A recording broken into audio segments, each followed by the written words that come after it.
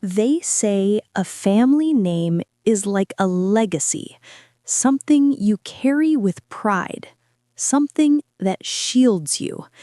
But for me, my surname became a cage long before I realized I was trapped inside it. My name is Samira Verma, eldest daughter of the Verma family, owners of textile factories, real estate, and a reputation sharper than their starched kurta collars. In our house, dignity mattered more than honesty, appearances more than emotions. My father's voice echoed through every corner of our mansion. A Verma never settles beneath her class. My mother repeated it like a prayer, as if saying it enough times would become a law of nature. But nature doesn't follow rules, especially the heart. I met Arav on a day I wasn't supposed to be anywhere near the old railway colony. I had gone with a charity group to distribute blankets.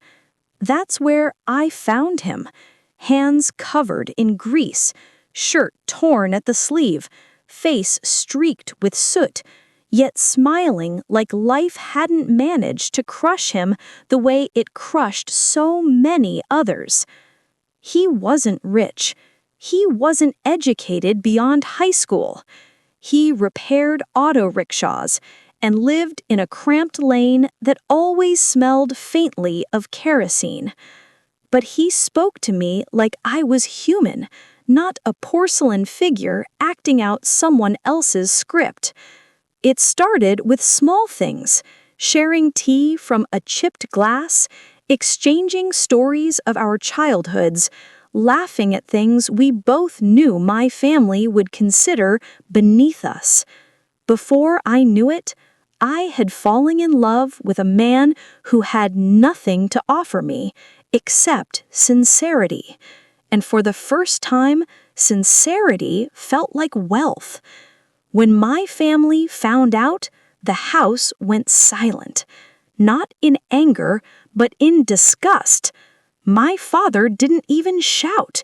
He just stared at me like a stranger had broken into the house and claimed to be his daughter. If you cross that door for him, you walk out of this family forever. My mother trembled, not from sadness, but from what the neighbors would whisper. My brother refused to meet my eyes, as if my choice contaminated him too. I looked at them, all the people I had loved with a desperate loyalty, and realized none of them had ever loved me back without conditions. So, I walked. Arav was waiting outside the gates, unaware that the quiet behind me was the sound of an entire chapter of my life locking shut. He took my hand without asking what had happened. He didn't need to. The tears on my cheeks told him enough. We married in a tiny community hall that smelled of incense and wet cement. No gold jewelry, no lavish decorations, no 100-guest celebration. Just us, 2 garlands, and a witness who seemed more interested in his lunch than our vows. It wasn't the wedding I dreamed of, but it was mine. Yet, as Arav slipped the simple ring onto my finger, an unease tugged at my spine. Not regret, not fear, something else. Like the world had shifted under my feet, and I hadn't learned how to stand on the new ground. I had chosen love over luxury, but I hadn't realized the price of that choice was still waiting to be paid, and the cost would be far higher than I ever imagined. Because 3 days into my marriage, I would discover a truth about Arav that would shake the foundations of everything I believed about him and about myself. Arav's home wasn't what I imagined. Not that I'd expected luxury, but I hadn't expected this. The first time I stepped into the narrow, dimly lit room he called home, I had to pause to let my eyes adjust. A single cot pushed against the wall, a plastic chair missing an armrest, a stove struggling in the corner, clothes folded neatly in metal trunks, but everything felt damp, like the walls themselves carried the weight of too many monsoons. Arav looked at me with hopeful eyes, waiting for my reaction. I forced a smile. "It's cozy." He laughed, not knowing I was using all my strength not to cry. We spent our first night as husband and wife listening to the neighbors' loud TV and stray dogs barking endlessly. I curled up beside him, telling myself that discomfort wasn't a punishment, it was an adjustment. And adjustments were part of love. At least, that's what I believed. The next morning, I tried to make tea, only to realize the tap barely worked and the kettle leaked. Arav rushed to help, apologizing so much I had to hold his hand and reassure him. But something about his apology felt too practiced, too familiar. By the end of the week, I saw it. The worry lines on his forehead, the fatigue he tried to hide, and the money. God, the constant struggle for money. Every time he returned from work, his pockets seemed a little emptier and his eyes a little more haunted. One night, he arrived late, far past his usual time. He tried to slip in quietly, but the metal latch woke me. "Arav, what happened?" I whispered. He hesitated. "Just extra work, sleep." But his shirt smelled faintly of alcohol and fear. I sat up. "Are you in trouble?" He said no, too quickly. I didn't press it that night, but the seed of doubt had already taken root. The next day, while cleaning the tiny space we shared, I found something wedged beneath the cot, a folded envelope stuffed with cash. Not a small amount, far more than Arav could earn in a month. My heart thudded painfully. Why was he hiding money? Was he borrowing? Was he owing? When he came home, I tried to stay calm. "What is this?" I asked, placing the envelope on the cot. His face drained of color. "Samira, it's not what you think." "Then what is it?" I pressed. He rubbed his forehead, avoiding my eyes. "I'll explain later." Later. That one word sat between us like a curse. But later came sooner than expected. That evening, as we ate dinner in uncomfortable silence, someone knocked on our door. Hard, impatient, almost angry. Arav stiffened. "Who is that?" I whispered. He didn't answer. Instead, he stood up slowly, wiped his hands, and opened the door just a crack. A man stood outside, tall, sharp-eyed, and radiating the kind of authority that made even the air grow tense. He didn't ask permission to enter. He simply pushed the door open wider and stepped inside. His eyes flicked to me, then back to Arav. "You're late on your payment," he said casually, as if discussing the weather. "And I don't like waiting." My breath caught. "Payment?" Arav's face was pale, almost defeated. I just need a few more days." he said. The man smirked. Days are expensive. Remember that. He turned to leave, but paused at the doorway. And next time, don't make me come to your house. You won't like the consequences. The door slammed shut. My entire world tilted. Arav, I whispered, voice trembling. What payment? What is going on? He looked at me with eyes full of secrets. Samira, there's something I never told you. And in that moment, before he spoke the truth, I felt it in my bones. The man I married carried a darkness that was about to swallow us both. When the stranger's footsteps faded down the alley, the room felt too small to hold the silence he left behind. My pulse throbbed in my ears. Even the air seemed to thicken, making it harder to breathe.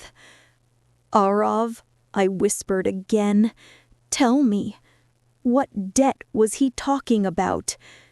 He didn't answer. Instead, he sank onto the cot, elbows on his knees, head bowed so low I couldn't see his face. I'd seen him tired. I'd seen him frustrated.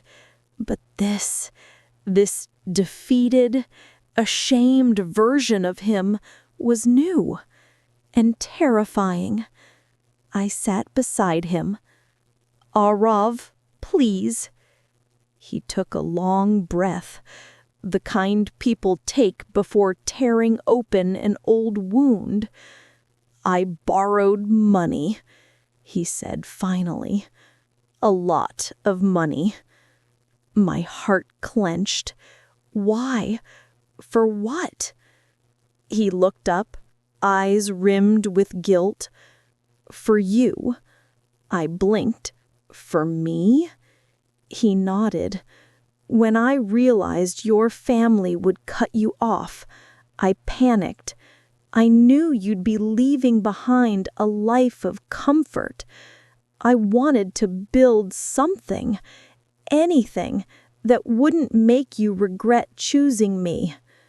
His voice cracked. I took loans, small ones first, then bigger ones, from people I shouldn't have gone near.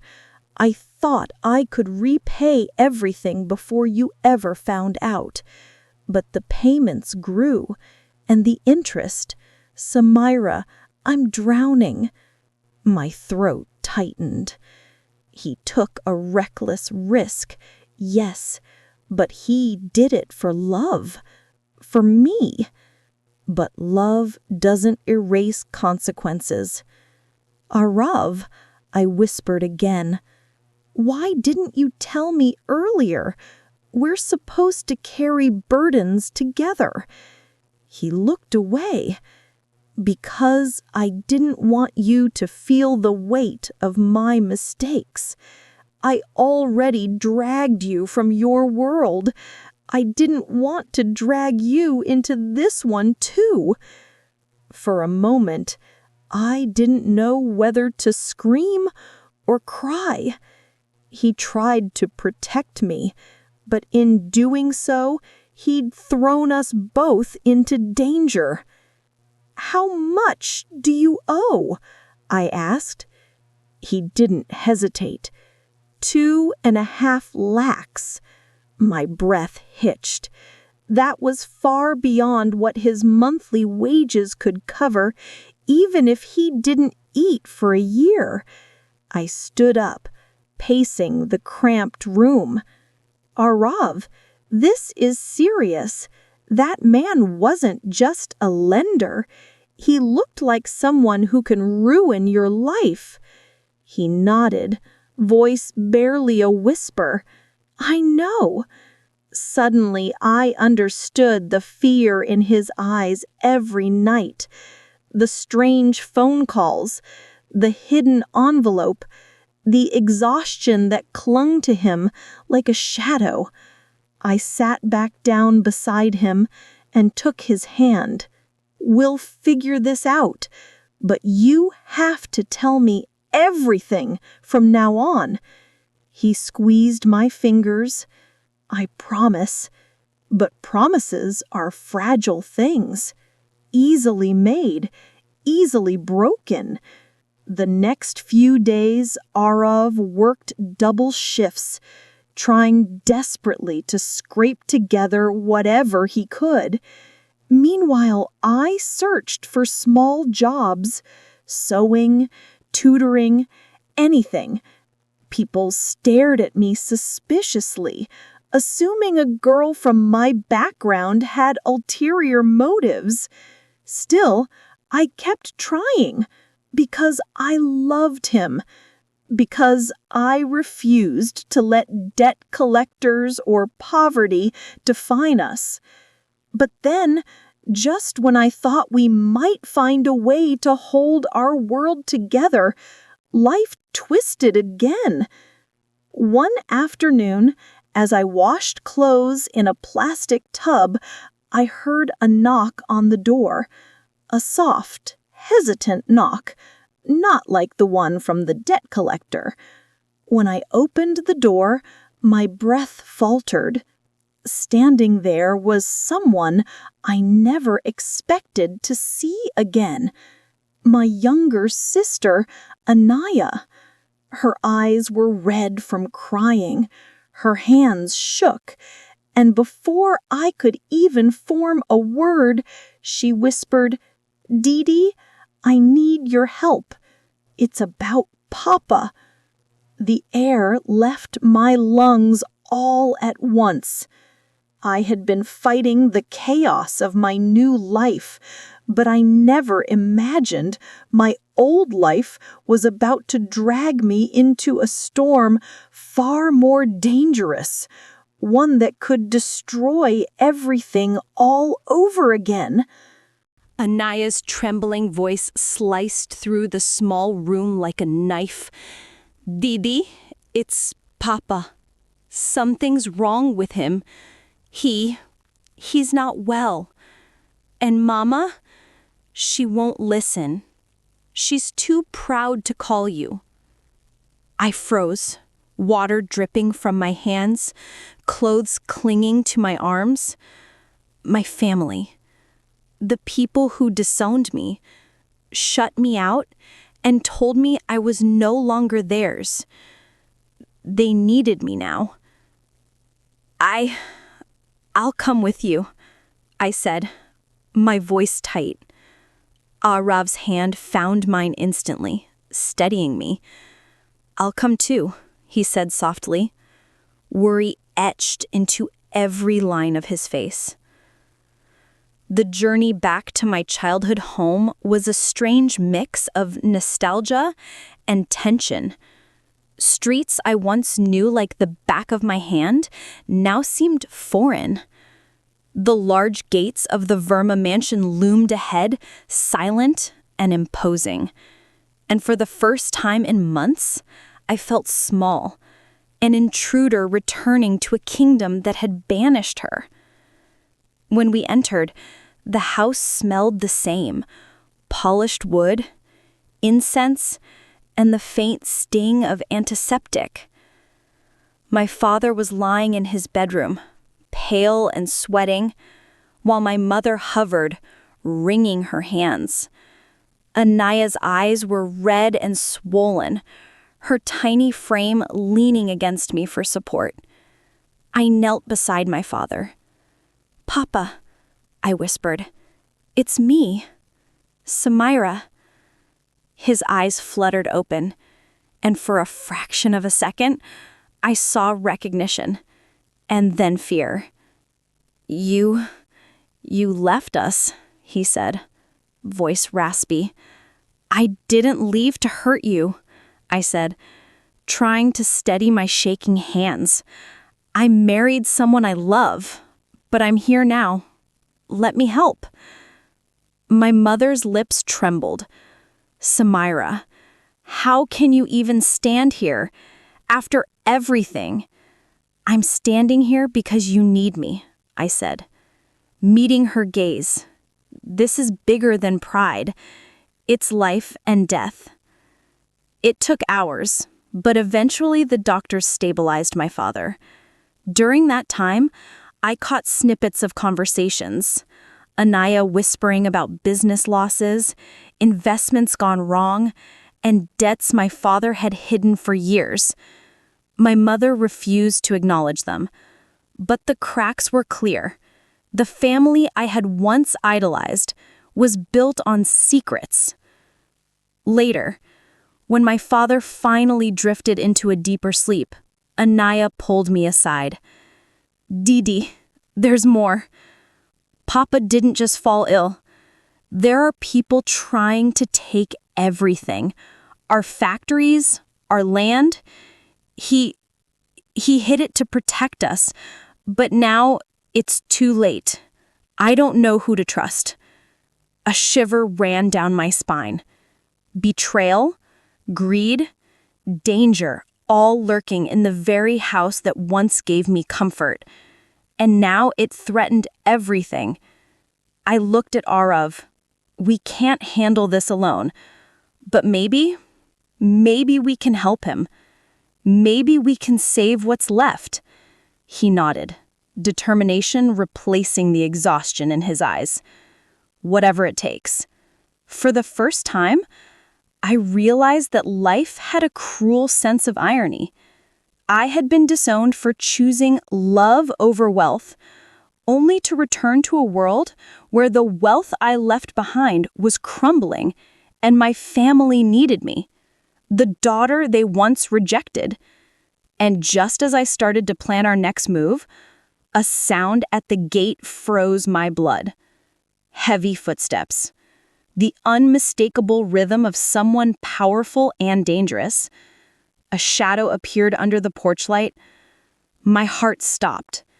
It was someone from the past, someone who knew both Arav's debts and my family's secrets. And they were here for both of us. I thought my biggest battles were behind me. Choosing love, surviving poverty. But in that moment, I understood that betrayal doesn't care who you are. It only knows who it wants to destroy next. And that night, we would learn just how deadly it could be. The figure standing at the gate didn't wait for an invitation. His shoes crunched on the gravel as he approached, tall, broad-shouldered, and impossibly calm, carrying the kind of confidence that makes people shrink before they even speak. Arav stepped in front of me instinctively. "Who are you?" he demanded, voice firmer than I expected, though my pulse raced in sympathy with his fear. The man's eyes flicked to me, then back to Arav. "I know who you are," he said quietly, almost casually, "and I know what you owe." Arav tensed, his hands tightening around mine. I could feel his body coiled, ready to fight, ready to protect me, ready to take on a world he could barely afford to live in. "I've come for what's owed," the man continued, his voice even, but carrying the weight of a threat. "And you," he said, turning toward me, "you're a Verma. That family's secrets interest me more than a measly debt." My stomach lurched. So that was it. Arav's debt had finally caught up to us, but somehow this stranger also knew about my family. "Stay back," Arav said, placing himself between me and the man. "You don't scare us." The man's lips curled into a cold, unreadable smile. "I scare those who lie to me. And your family. They've lied a lot. Too much. And now it's time for someone to pay." I glanced at Anaya, who had been silently observing from the doorway. She looked pale, her hands trembling against the door frame. I realized with a chill I couldn't shake that this was bigger than a single loan. This was something that could destroy everything: our families, our lives, everything I had fought for in these past months. Arab's jaw tightened. He said slowly, "We can settle this without threats." The stranger shook his head. "There's no settlement for betrayal," he said. His eyes met mine, piercing, almost knowing. "And you, Samira, you're right in the middle of it." My pulse quickened. He knew my name. How? Before I could ask, he reached into his coat and pulled out a thin envelope. He held it up. "Inside this is proof of your father's dealings. Bank transfers, secret agreements, hidden property deals, everything your family wants to hide from the public." I felt my knees weaken. Everything I had left behind, the home, the status, even the pride I once thought I could never live without, was suddenly crumbling under the weight of lies I had barely understood. "Why are you giving this to me?" I asked, my voice shaking. He looked at me, dark and calculating. "Because now it's up to you. You can choose to protect your family or watch it burn." Arav grabbed my arm. "We can't let him manipulate us," he whispered fiercely. But the stranger didn't leave. He turned slowly, his words a final knife before the night swallowed him. "Remember this. Sometimes the ones who disown you, the ones you think are lost forever, will be the first to betray you when the stakes are high. Be ready." Then, just like that, he disappeared into the shadows, leaving us trembling in silence. I looked at Arab, then at Anaya, and realized with a sinking heart that nothing would ever be simple again. Love, poverty, loyalty, and betrayal, they were all tangled now, and the world I had stepped into after leaving my family was far more dangerous than I could have imagined. And somewhere deep inside, I knew the next move would be mine. Because the envelope he left behind wasn't just paper. It was a map of betrayal, and opening it would reveal secrets powerful enough to destroy my father, my family, and even the man I married. The envelope sat on the small table between us, like a ticking bomb. Its weight was heavier than the combined weight of all the poverty, fear, and betrayal we had faced so far. Arav stared at it, his hands trembling slightly. I could see the conflict in his eyes. Protect me or shield his pride?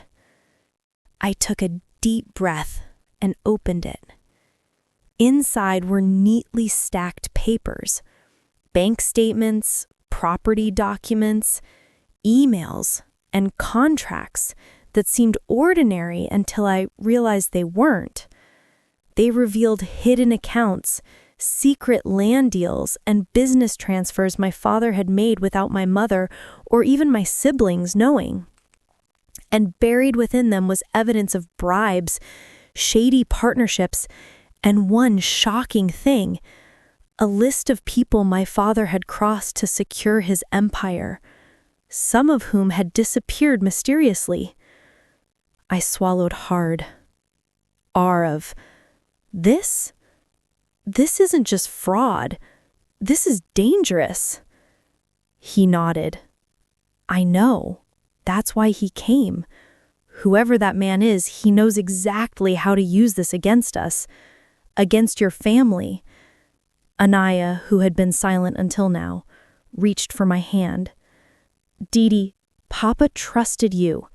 You're the only one he'll listen to. Mama, she'll never admit what's going on, and the rest of us, we're powerless." I felt the weight of responsibility crush me. For months, I had thought leaving my family meant escaping their control, their judgment. Now I realized I had merely stepped into a larger storm. My choices didn't free me, they tied me to consequences I couldn't ignore. That night, we devised a plan. Arav would track down the debts he owed, try to settle what he could quietly.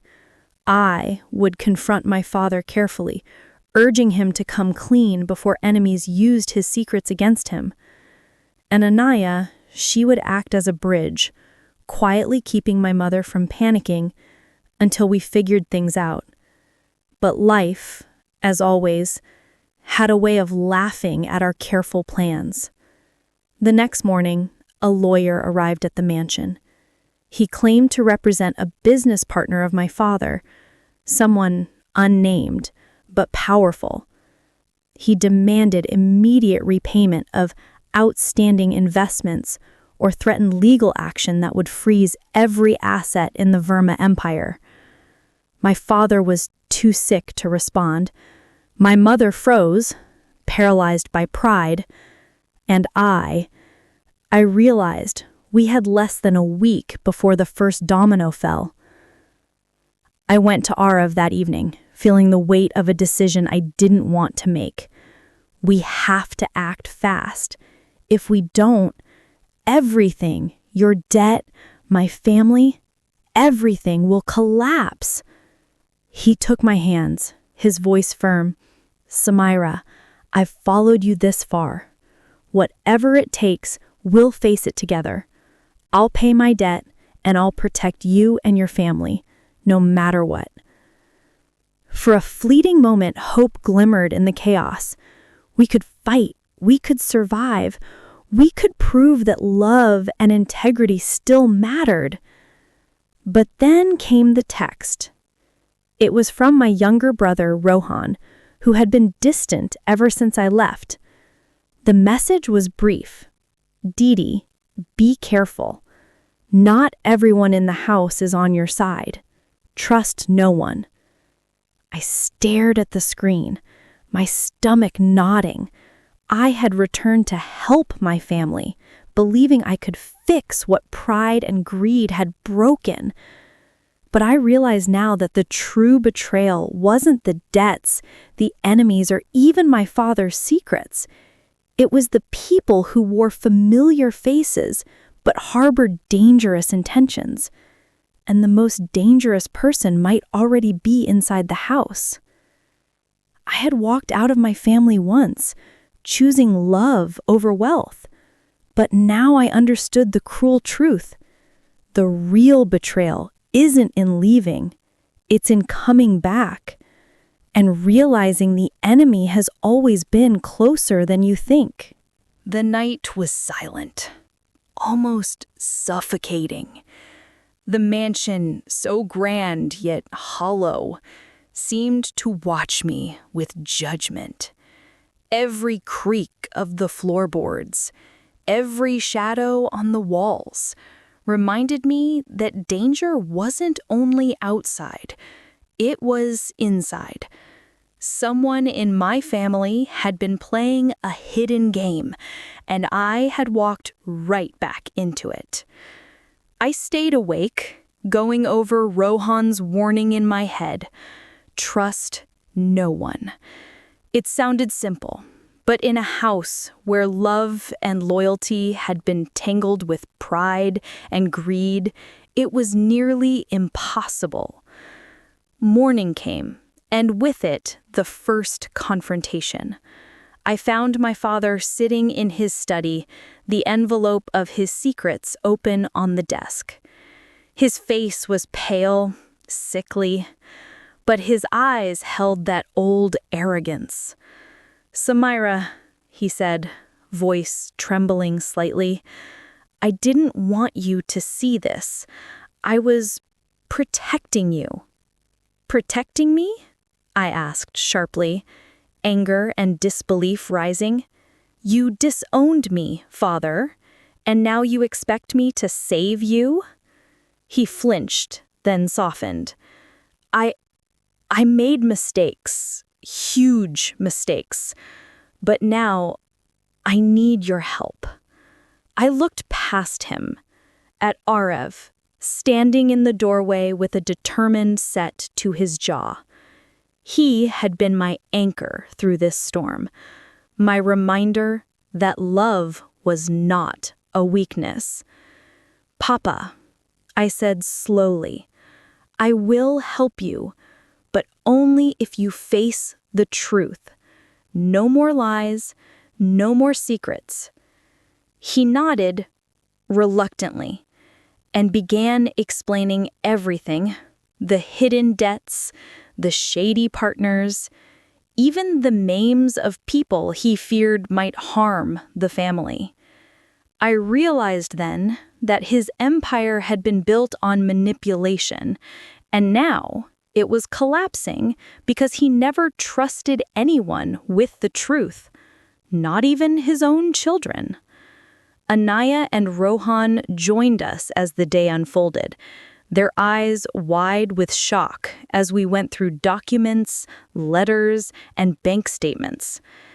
The family I had thought I'd left behind was fractured, but I saw something unexpected, a glimmer of unity brought on by sheer survival.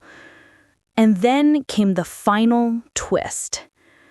A call came from the debt collector, the man who had threatened Arev weeks ago. But this time, he wasn't angry. He sounded respectful. He said, I see you've uncovered everything. I've been watching.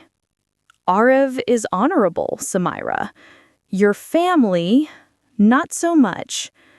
But I am willing to forgive a portion of the debt if you all act wisely. I looked at Arev, stunned. Forgive? Why? The voice on the other end chuckled softly. Because true strength lies in honesty and courage, and both of you have plenty. It was surreal. The same world that had been ready to crush us now offered a fragile lifeline, but it came with one condition. The family had to step up, face their misdeeds, and work together to fix what they had broken. I turned to my father, whose pride was still palpable, but cracking in the right places. I said, "You can rebuild, but only if you let go of lies and accept help from all of us, including Arev." He hesitated, then nodded slowly. For the first time, I felt the old walls of the Verma household open, not with wealth, but with honesty and humility. Arev squeezed my hand, and he said, "We did this together." And I said, "Yes, together." And nothing, not debt, not betrayal, not pride, can take that from us. The storm of betrayal hadn't disappeared. There would always be shadows. But for the first time, I realized life had a way of turning even the cruelest twists into lessons of courage, love, and resilience. I had been disowned, tested, and dragged through fire, but I had returned stronger. And in that strength, I found the unexpected truth. Family is not only the people who bear your name, but also the ones who stand by you when everything else falls apart. I walked away once, thinking I'd lost everything, but life, with all its betrayals and surprises, had given me something far greater than wealth or pride. Love, courage, and the chance to rebuild. even from the ashes of betrayal.